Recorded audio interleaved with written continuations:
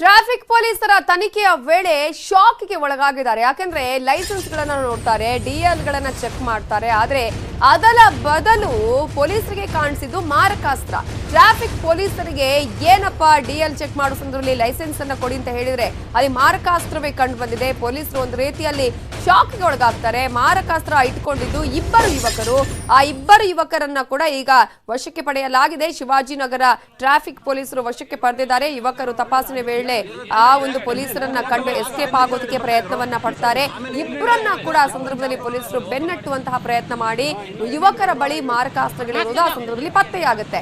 ಯುವಕರನ್ನ ವಶಕ್ಕೆ ಪಡೆದು ವಿಚಾರಣೆ ಮಾಡ್ತಾ ಇದ್ದಾರೆ. ಯಾವ ಕಾರಣಕ್ಕಾಗಿ ಇವರು ಮಾರಕಾಸ್ತ್ರಗಳನ್ನ ಇಟ್ಕೊಂಡಿದ್ರು ಅನ್ನೋದು ಈಗ ತನಿಖೆಯಿಂದ ಬಯಲಾಗಬೇಕಾಗಿದೆ. ಪೊಲೀಸರು ಅವರ ವಿಚಾರಣೆ ಮಾಡ್ತಿದ್ದಾರೆ. ವಿಚಾರಣೆಯಿಂದ ಈ ಮಾಹಿತಿ ಲಭ್ಯವಾಗಬೇಕಾಗಿದೆ. ಆದ್ರೆ ಡಿಎಲ್ ಅನ್ನ ಚೆಕ್ ಮಾಡುವಂತ ಸಂದರ್ಭದಲ್ಲಿ, ಲೈಸೆನ್ಸ್ ಚೆಕ್ ಮಾಡುವಂತಹ ಸಂದರ್ಭದಲ್ಲಿ ಮಾರಕಾಸ್ತ್ರಗಳನ್ನ ಅಲ್ಲಿ ಕಂಡು ಪೊಲೀಸರೇ ಅಲ್ಲಿ ಒಂದ್ಸಲ ಶಾಕ್ಗೆ ಒಳಗಾದ್ರು.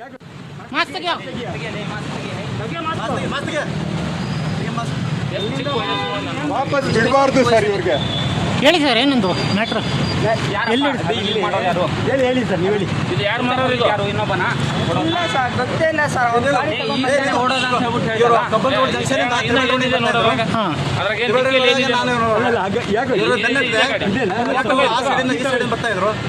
ಆಮೇಲೆ ಏನೇನು ಬಂಡವಾಳ